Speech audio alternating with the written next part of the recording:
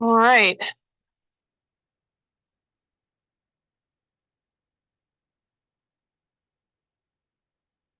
So we got through the very first question, and we got through part A down here, and I asked you guys to do B, C, and D. For part B, what we're looking for is the area here in between 80 and 110.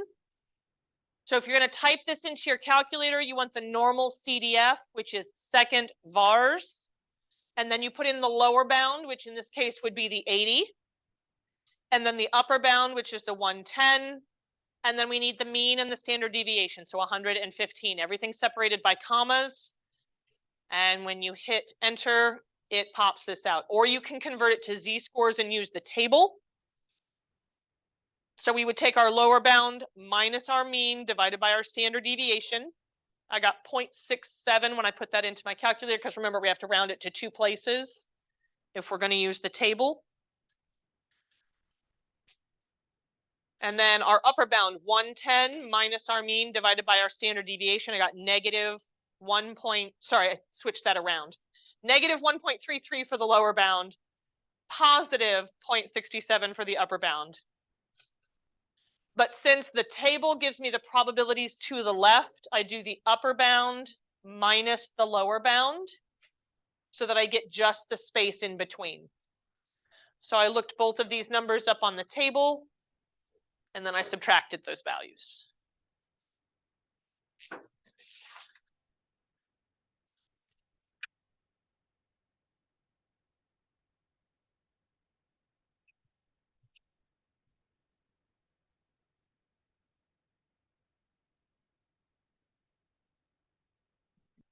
So that's what I would have done for B.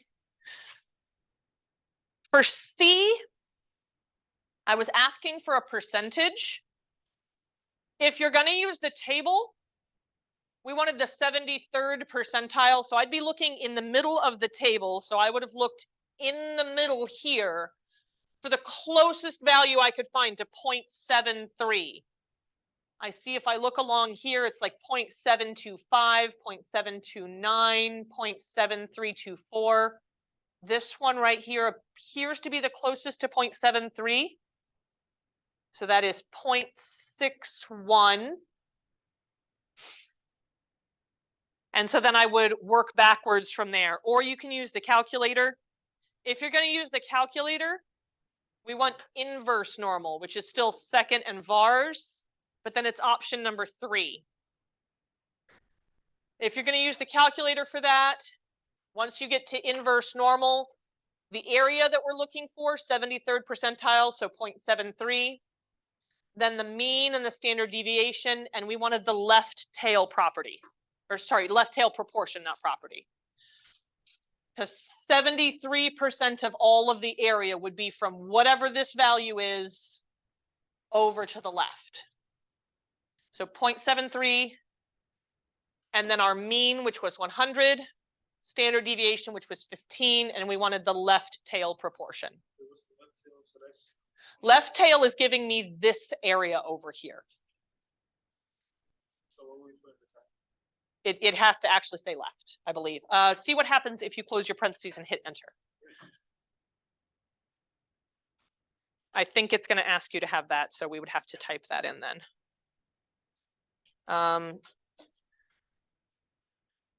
Let's see what happens. See what happens if you hit enter there. Okay, yeah.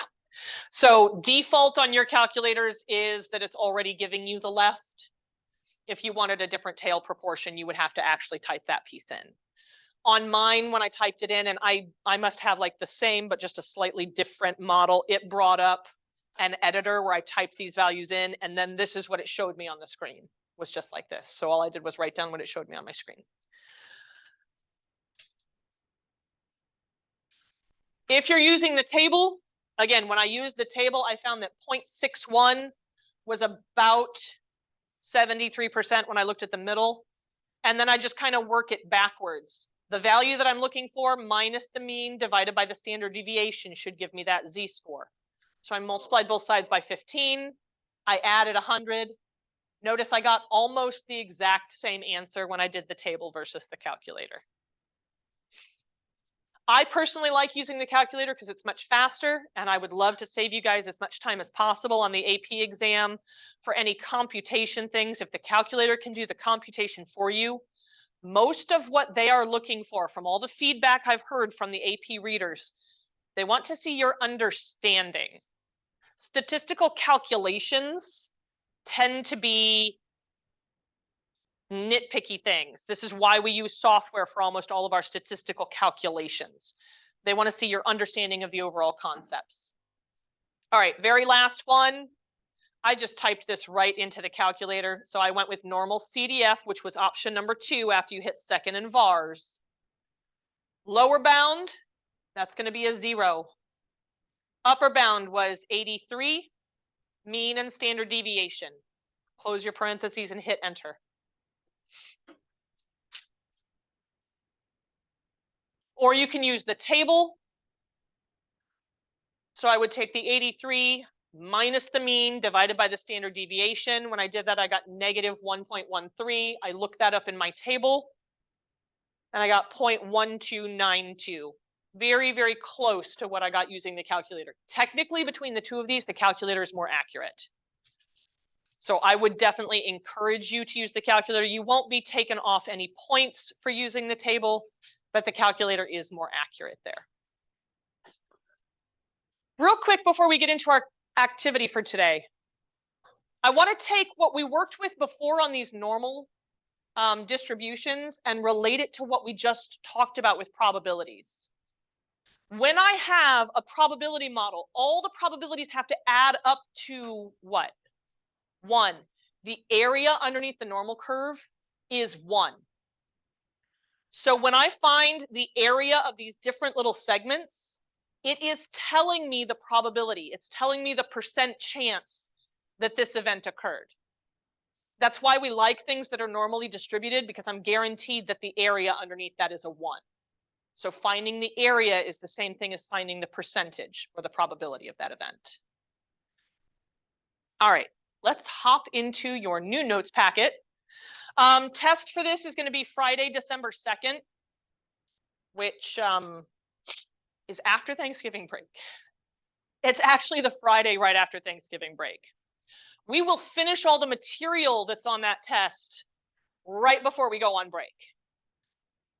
And then when we come back, we're going to spend the first 4 days just kind of reviewing those ideas, reactivating your memory. We'll do a free response question. We'll spend days answering questions. I'm not going to give you the review packet for the test until you come back, because that's when I want to be reactivating that memory. And then we'll take the test that Friday. Unfortunately, that's probably the best I can do with that. So, all right. What I want you guys to do, everybody's going to have to come up to the board to do this part. I want you to put a mark on here, put a tally mark for now, and then we'll worry about the probability part. But I want you to put a tally mark where you fall. So count up the number of children in your family, including yourself. So 0 is not an option because you exist. Talking about how many kids there are in your family. Be sure to include stepbrothers, stepsisters, half-brothers, half-sisters. So I have a brother that I was raised with, and then I have 2 half-siblings that are 17 and 14. So including myself, I would come up with 4, counting everybody. So I'm going to put my mark at 4. Please come up and mark where you are. More than one person can mark on the board at a time. So if somebody's already up here, you can still put your mark up here. Yes, ma'am. Still count them. Absolutely. Good question. Yeah, if they're no longer with us, still go ahead and count them.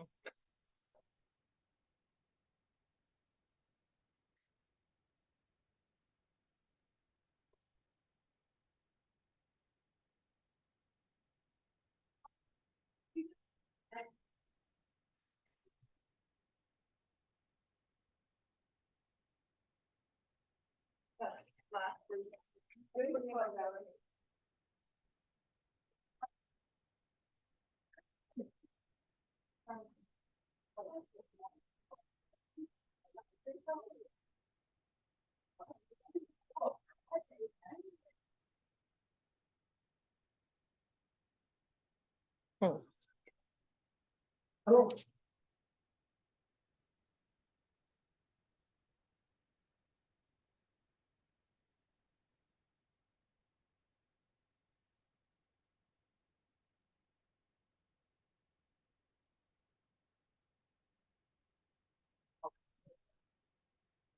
All right.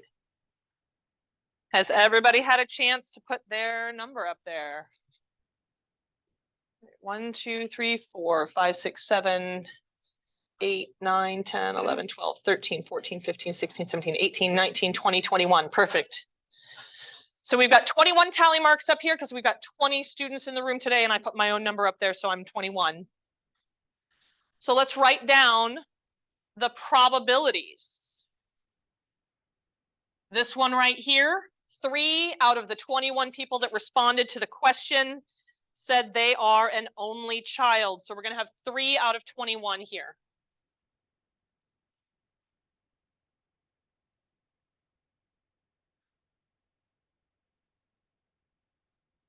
Sorry.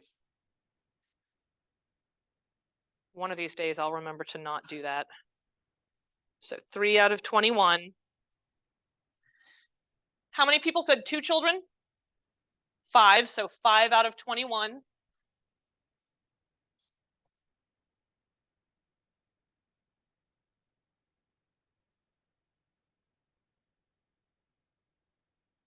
How many said 3? 6, so 6 out of 21.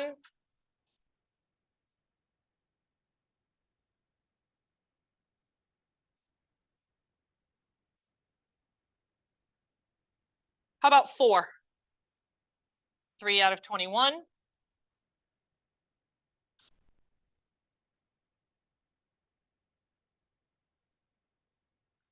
5. 0 out of 21. 6. 4 out of 21.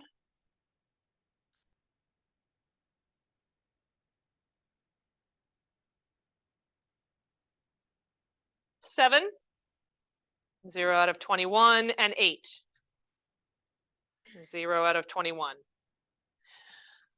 I want you guys to answer the next 3 questions. Number 1, number 2, number 3. You may work with a partner if you'd like. I'm going to give us about 5 minutes for those 3 questions, and then we'll go through them together.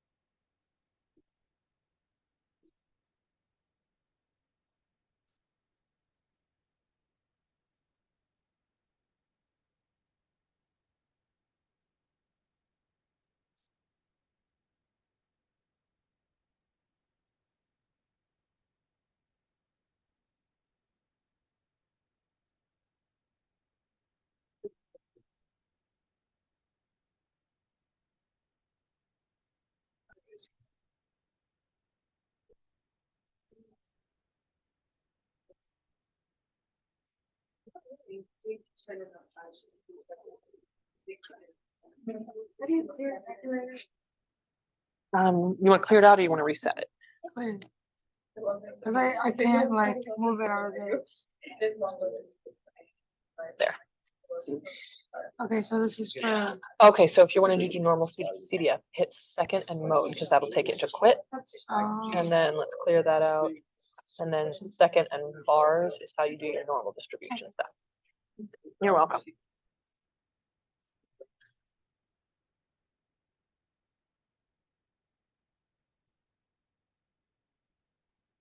Please make sure you do the histogram as well if you have not already.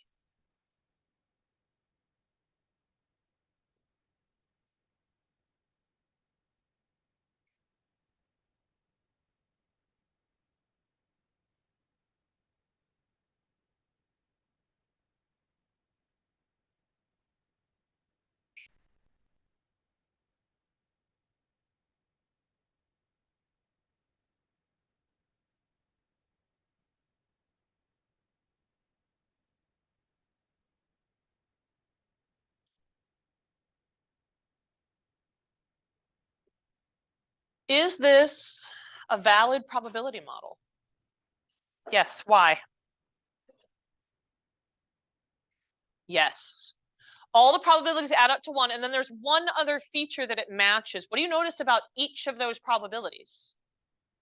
If I were to say what? They all have the same denominator. If I were to stick them into my calculator, what types of numbers would I get back when I hit enter? Yeah, I'm going to get decimals. Something in between 0 and 1. And then I look at the sum and they all add up to 1. So it has to meet both of those criteria. Yes. All the probabilities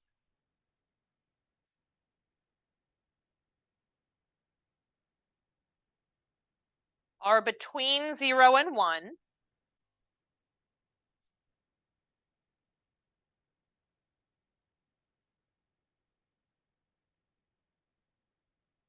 And they add up to 1.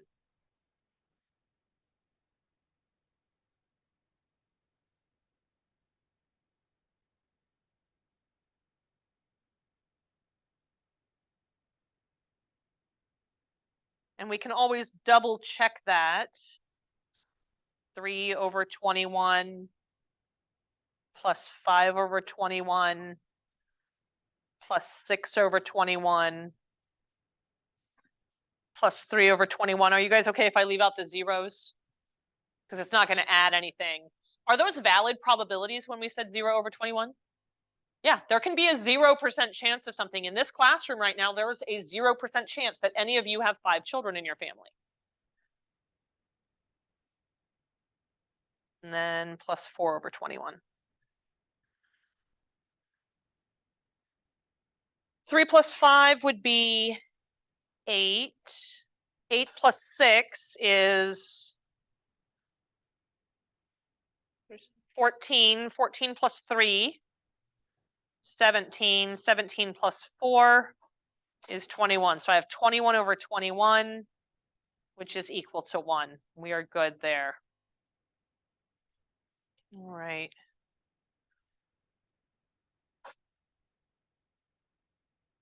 So let's go to the next page, or next page for me. I'm going to pop those probabilities back in here again for us.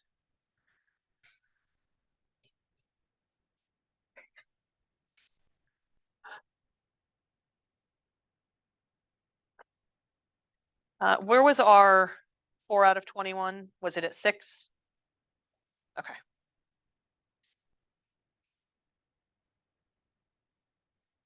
All right. Is 5.7167 a possible value for X? No, why not? Yeah. Nope, because we can't.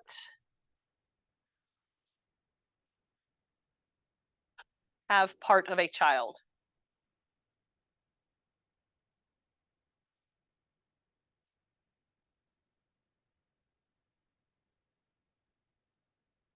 This is an example of what we call a discrete random variable.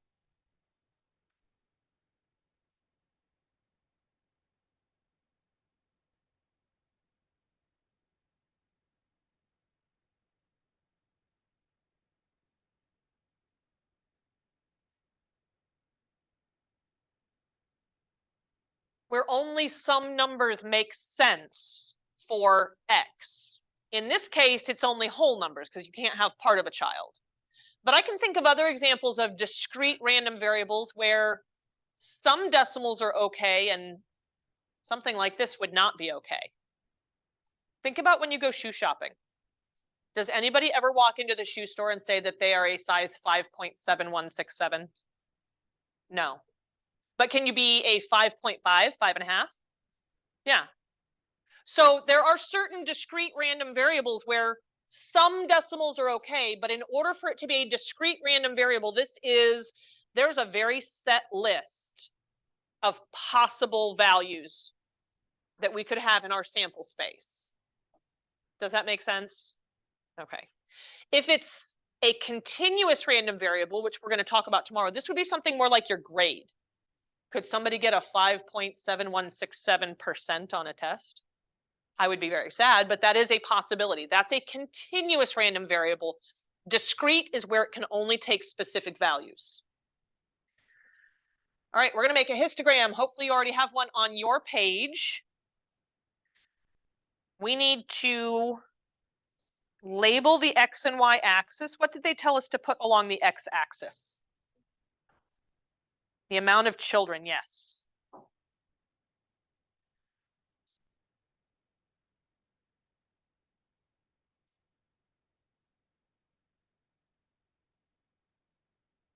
So we had 1 through 8.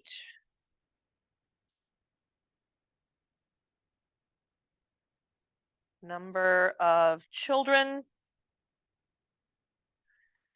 We're going to have the probability on the horizontal axis. Oops.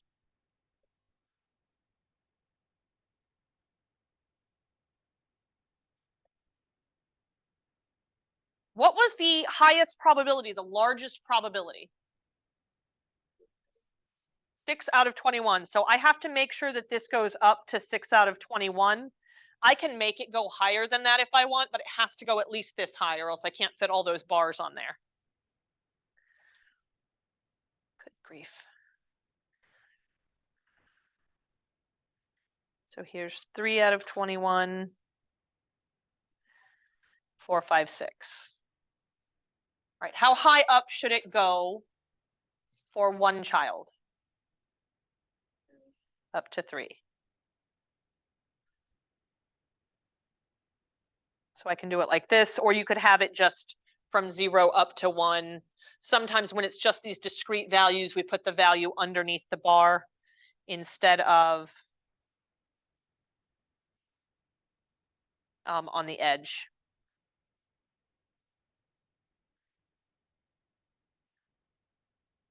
How many had 2? 5.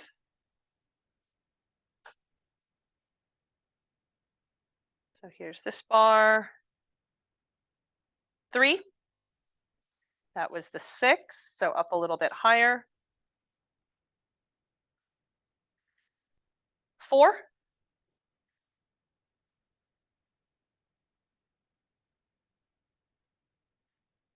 And then the only other one that we had a value for. What was the other one? 6, and we went up to 4 on that one.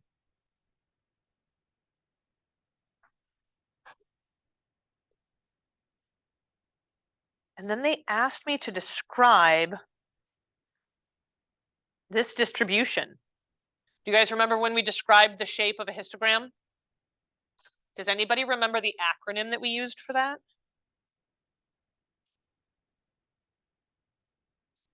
SOX. So we want SOX plus context here. So the shape, the outliers, the center, and the spread. Basic shape, what strikes you about this? Does it look mostly symmetric? Does it look unimodal? It's got like one highest point of data. Does it look skewed to the left or skewed to the right?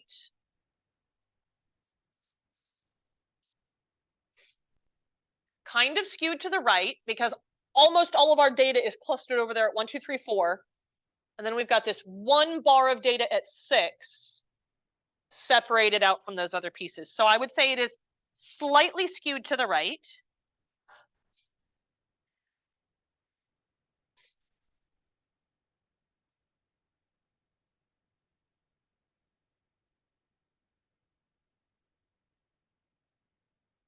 So that's my S, my shape. Any outliers? Nope, so slightly skewed to the right with no outliers.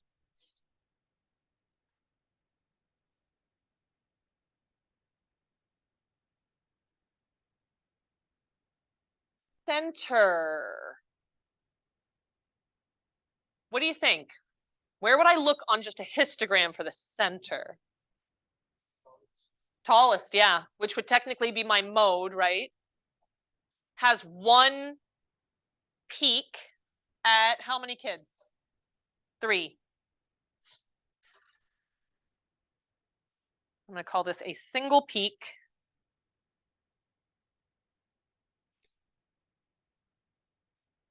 Which would be my mode.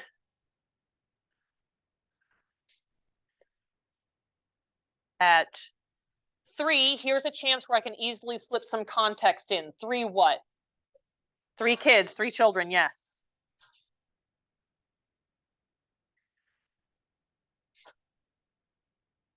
And then I need spread. So talking about how spread out my data is. The only thing I can really use right now with the information I've got is kind of the range, which would be biggest minus smallest. So what is my range here? 5. So a single peak mode at 3 children with a range of 5 children.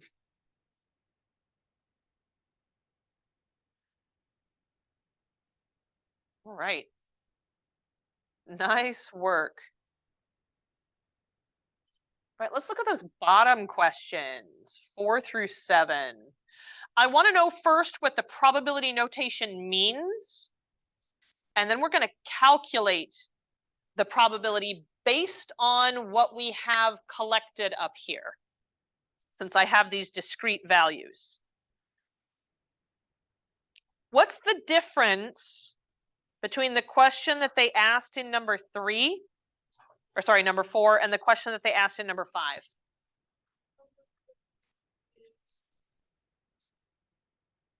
Yes. Yes, absolutely correct. So this notation here in number 3, we've got that or equal to down there. So this is the probability that a randomly selected student has 3 or more children in their family.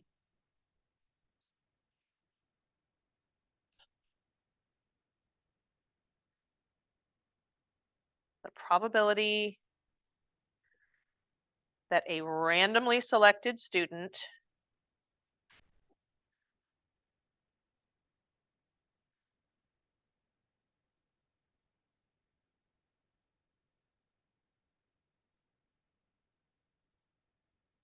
from our class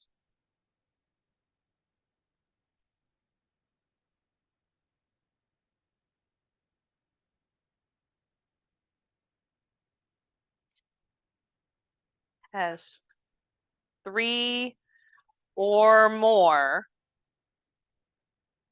children in their family.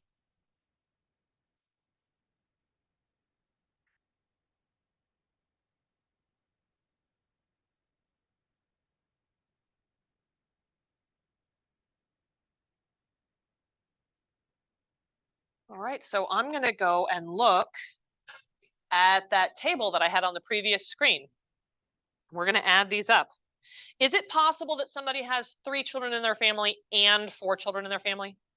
No, so these are mutually exclusive events, which means I can add up these probabilities. Which ones had 3 or more? 3, 4, and 6. So I'm going to add up those probabilities. 6 out of 21, 3 out of 21, 4 out of 21.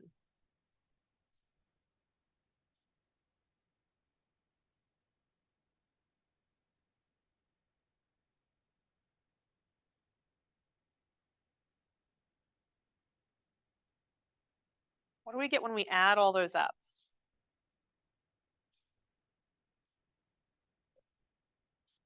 13 out of 21.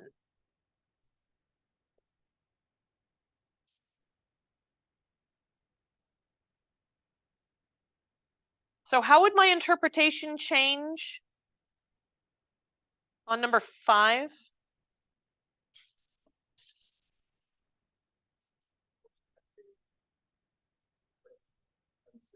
Yes, so the probability that a randomly selected student from our class has more than 3 children in their family.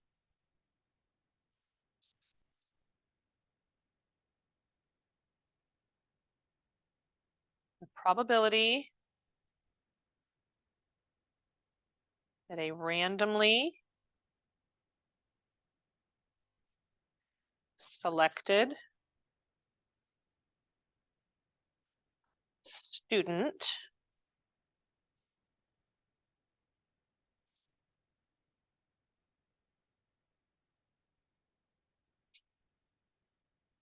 from our class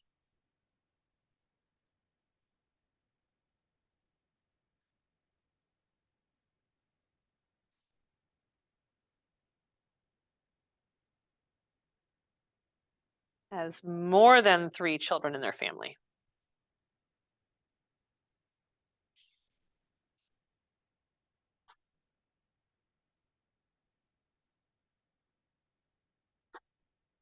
What would that probability be? 7 out of 21.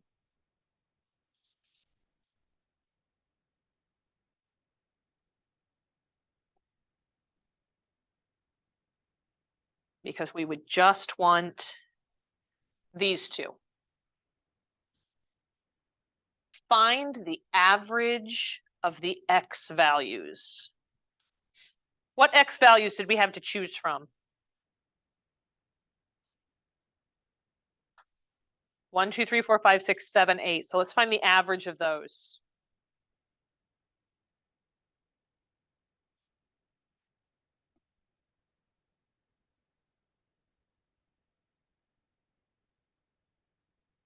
How many numbers do we have there? 8. So I would take those all and divide it by 8.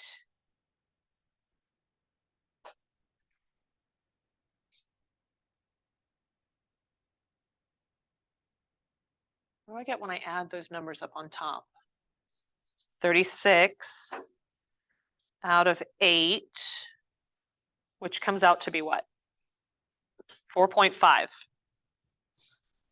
Do you think that that is an accurate average for the number of kids in our room? Why not?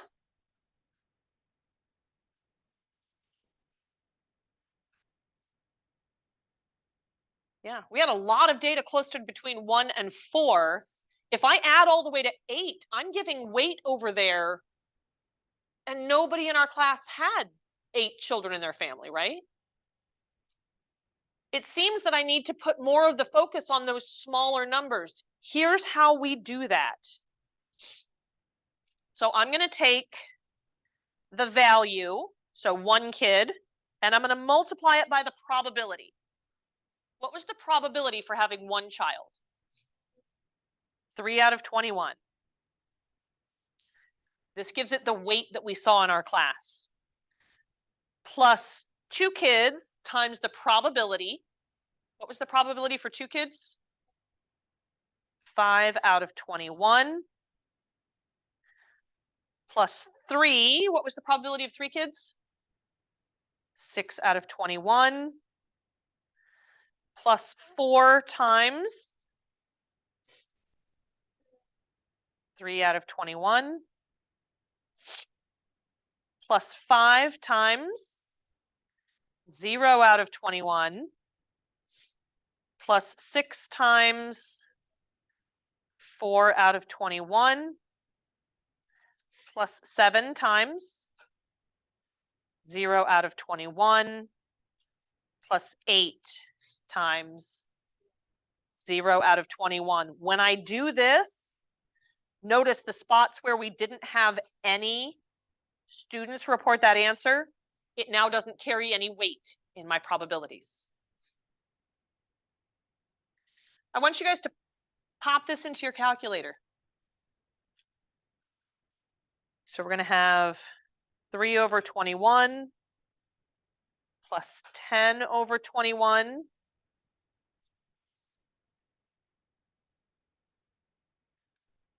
plus 18 over 21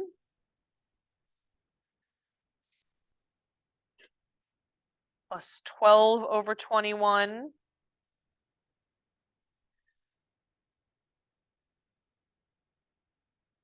plus 24 over 21.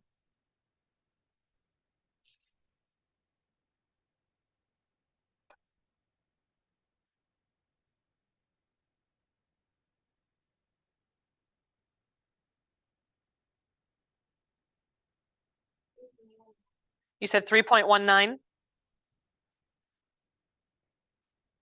children.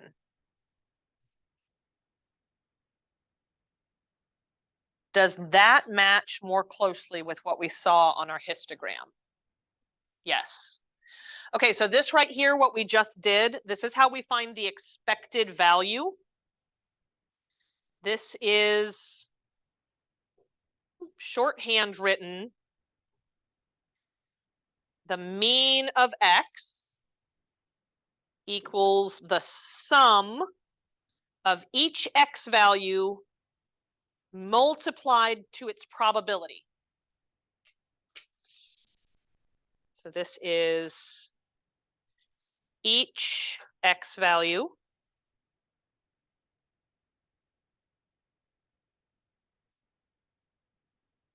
probability of each X value.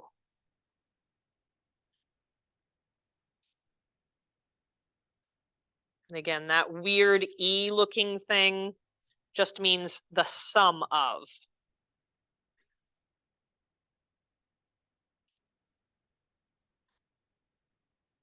All right. Let's get our important ideas knocked out, and we will probably have to start tomorrow with the check your understanding. But here's our big ideas for today. My probability distribution will give me all of the possible values for X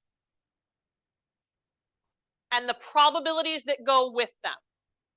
So we could write those as fractions or as percents or as decimals, but I need to know all of the possible things that could happen, and I need to know the probabilities that go with them. A discrete random variable will take on a fixed number of values. There will be gaps in between the values. Like you can have 1 child in your family or 2, but you can't have anything in between the 1 and the 2. So there's a gap there between values.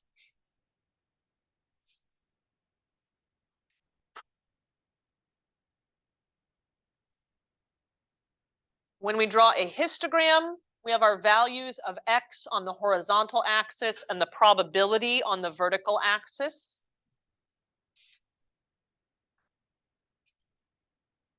And the mean, or the expected value, is the sum of all of the X's multiplied by their probabilities.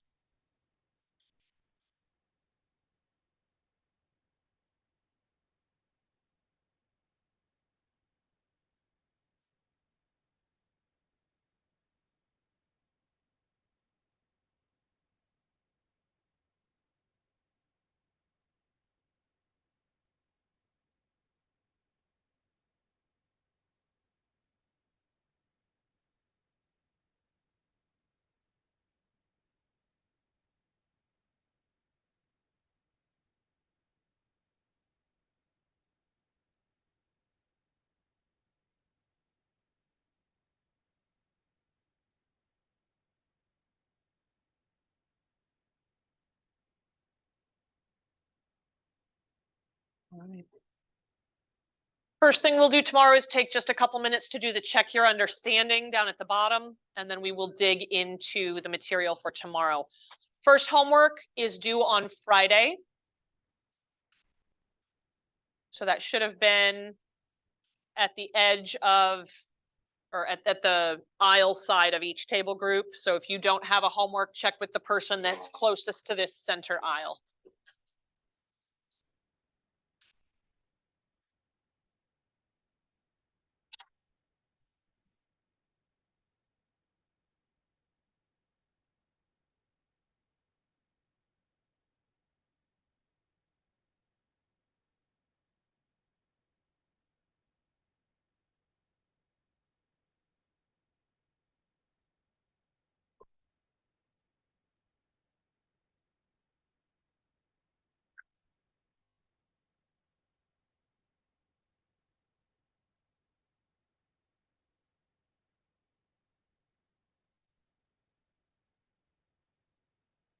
All right.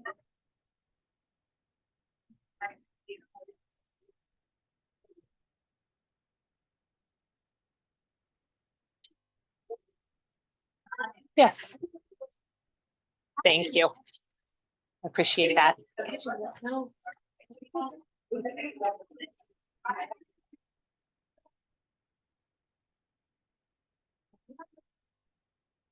All right. Have a great one, everybody. I'll see you tomorrow.